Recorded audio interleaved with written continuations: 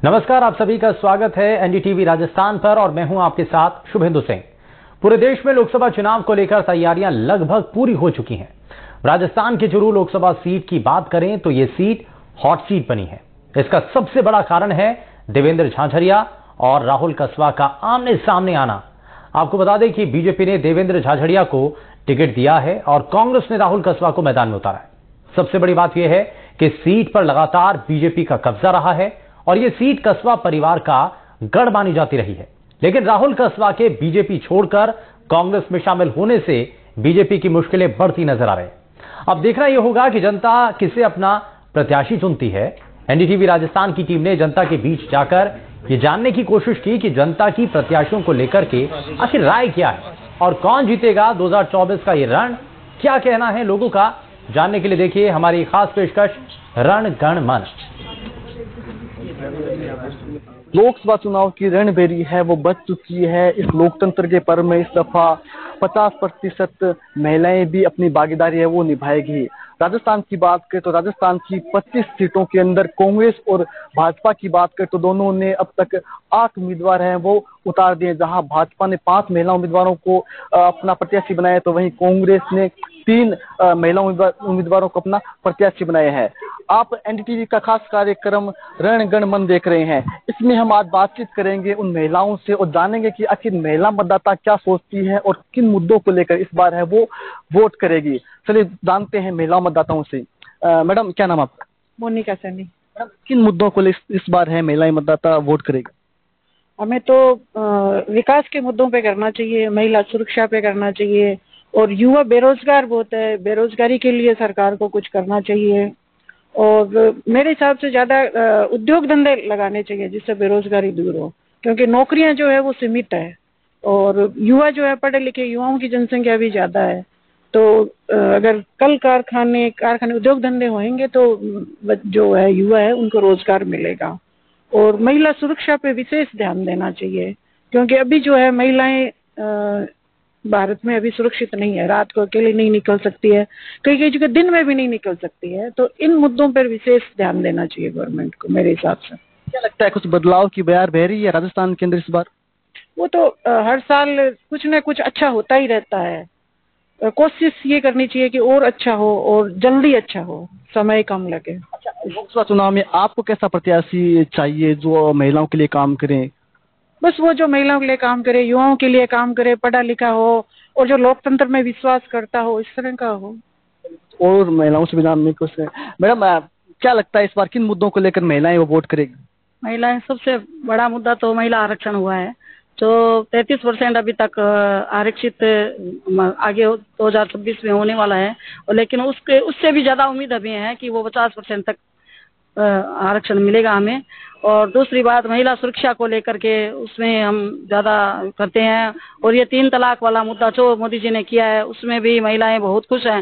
जो किसी भी समाज की हो तो मुस्लिम समाज की महिलाएं हैं, लेकिन सभी अच्छे विकास को लेकर हमारा यही है। मोदी जी की तरफ महिलाओं का झुकाव है इस बार? बिल्कुल है, बिल्कुल है। तो चलिए, इनका कहना है कि मोदी जी की तरफ झुकाव। मैडम, क्या समझते हैं चुनाव को लेकर किस और इस बार जनता है वो वोट करेगी? क्या मुद्दे महिलाओं के रहेंगे? बहुत सारे मुद्दे हैं, जैसे आरक्षण है। ये बोल रहे हैं कि 50% आरक्षण वो मिल रहा है, तो हमें तो नहीं। हाँ, अभी बोला है, आए हैं, चुनाव आते हैं तब बोल देते हैं, लेकिन उन पे काम कितना वो पता नहीं है। और अभी जो महंगाई बढ़ रही है, आप महिला की बात कर रहे हो, जो गृहिणी है उनको पूछो आप। वो जो सिलेंडर 400 रुपए में मिलता था, ये बोल रहे हैं कि हमने ये किया वो। आज वो पहले हमें सब्सिडी मिली, फिर वो हटा दी कि भाई हाँ एक बार खाते में आई, सब खुश हो गए, फिर वो सब्सिडी हटा दी धीरे धीरे। आज कितनी सब्सिडी आ रही है उनको पूछो सब महिलाओं को। तो क्या मुद्दे हैं आप बताओ? वोट सब करेंगे लेकिन कोई मुद्दा होना चाहिए, क्या कर रहे हैं वो बताओ आप। आपके अनुसार कैसा प्रत्याशी होना चाहिए, कैसी सरकार है वो केंद्र की होनी चाहिए? जो ईमानदार हो, जो सबके लिए, खाली महिलाओं के लिए नहीं, सबके लिए काम करे। लोगों से बातचीत करेंगे। क्या लगता है, क्या महंगाई बढ़ रही है देश के अंदर और मोदी सरकार के कामकाज से कितनी खुश है महिलाएं, युवतियां, लड़कियां? तो वो पहले की सरकार की तुलना में जहाँ तक मुझे पता है कि काफी बदलाव आया है। खुश है प्रदेश की सरकार से, केंद्र की सरकार से? हाँ, तभी तो परिवर्तन आया है, तभी तो दल का परिवर्तन आया, इसीलिए क्योंकि पहले की तुलना में देखे महिलाओं पे काफी अत्याचार उत्पीड़न हुए हैं और उन्हीं के मंत्री फिर बयान देते थे कि ये मर्दों का प्रदेश है। अब नहीं हो रही अत्याचार उत्पीड़न? देखो अभी लगाम लगा है और अभी नई सरकार गठित हुए है तो लगाम कसने की सरकार पूरी कोशिश करेगी, लेकिन जहां तक पहले की तुलना में देखा जाए तो काफी लगाम लगा है। युवाओं के क्या मुद्दे, आप युवाओं क्या मुद्दे, युवाओं के क्या मुद्दे?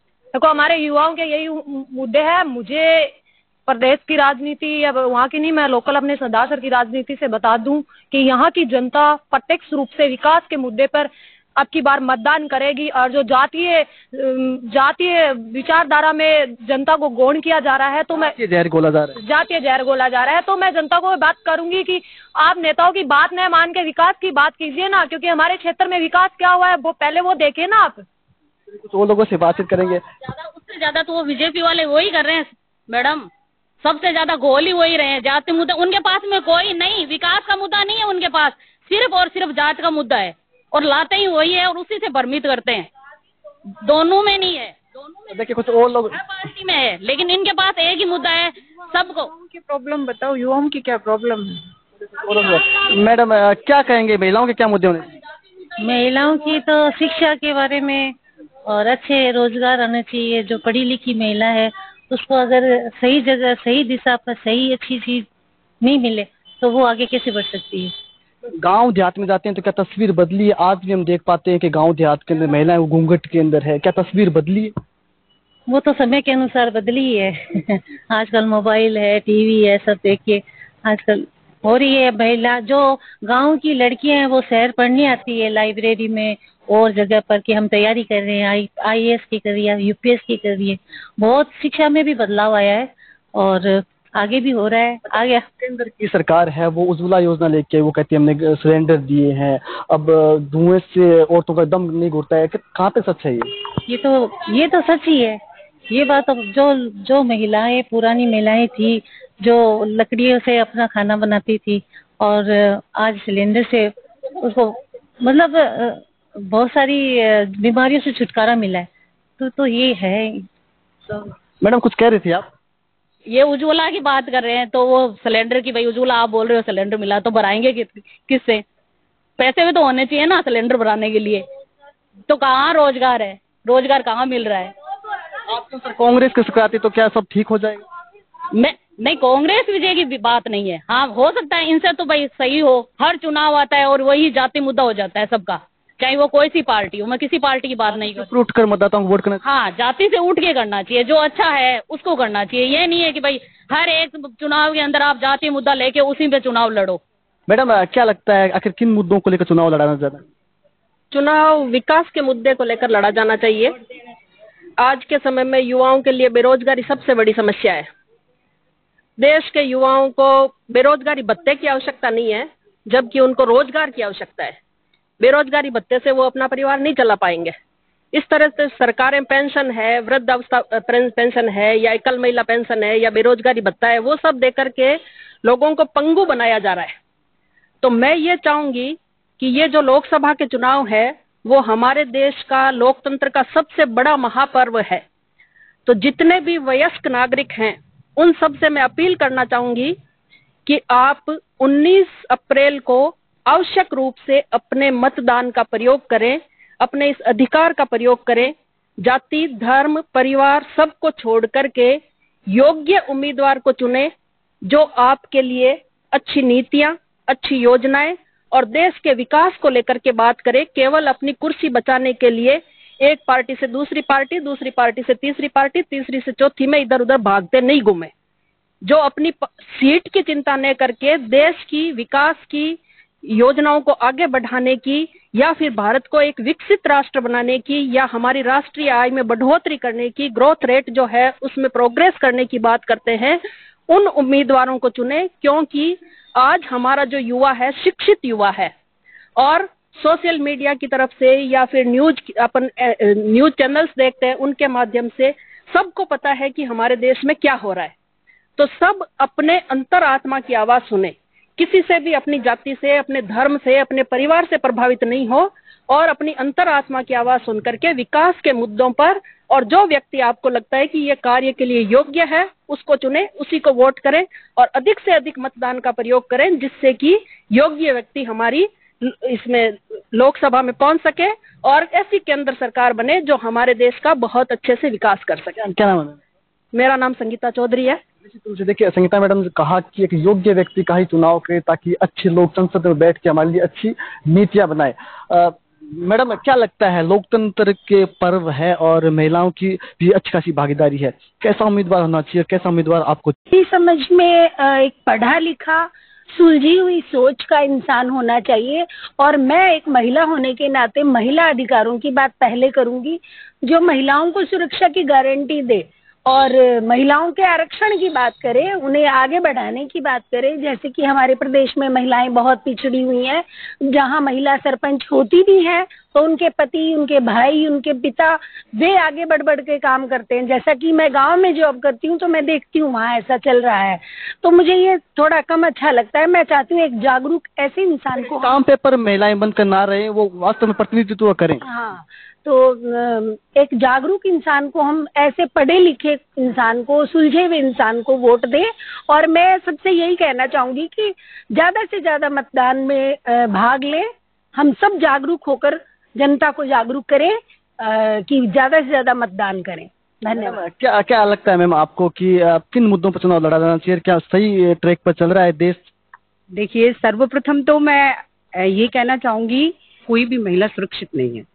तो सर्वप्रथम जो है हमारा प्रोटेक्शन जो प्रोटोकॉल है वो हमारा ब्रॉड होना चाहिए, अच्छा होना चाहिए, तभी एक महिला किसी भी क्षेत्र में जाकर के सुरक्षित होगी, वही आगे बढ़ सकती है। क्योंकि हम बात यहाँ आरक्षण की कर रहे हैं, आरक्षण तो बहुत दूर की बात है। सबसे पहले तो हमको मुद्दा ये लेना है कि महिला सुरक्षित है कहाँ। क्योंकि किसी भी एरिया में हम लोग सब शिक्षा की बात करते हैं कि बच्ची को अच्छी शिक्षा के लिए बाहर भेजना है, हर जगह आगे जाना है, लेकिन जब हमारी बच्ची सुरक्षित ही नहीं है तो फिर क्या हम उस चीज को लेकर के आगे विकास की कुछ संभावना व्यक्त कर सकते हैं? नहीं, मैं तो नहीं कह सकती कि बच्ची जब तक सुरक्षित हमारा एक प्रोटेक्शन प्रोटोकॉल सेफ्टी का नहीं होगा एक बच्ची के लिए, तब तक तो विकास की बात संभव ही नहीं है। और रही बात मतदान की, तो मेरे कहने का उद्देश्य सिर्फ ये है कि मतदाता को हम केवल एक दल समझकर नहीं मत करें।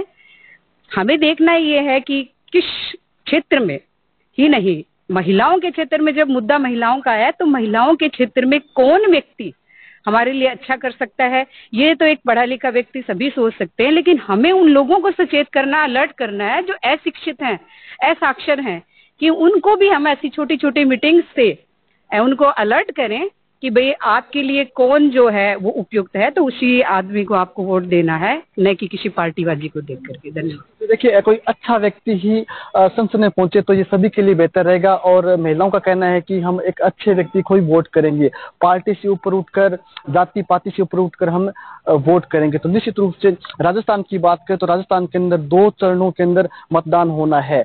अप्रैल 19 और 26 अप्रैल को मतदान होना है। तो ऐसे में आधी आबादी है वो भी इस महापर्व के अंदर शामिल होने के लिए तैयार है, वोट डालने के लिए तैयार है। एनडीटीवी के लिए चूरू से गजेंद्र सिंह। चूरू की कहानी बाकी है, दिखाएंगे आपको, लेकिन छोटे से ब्रेक के बाद।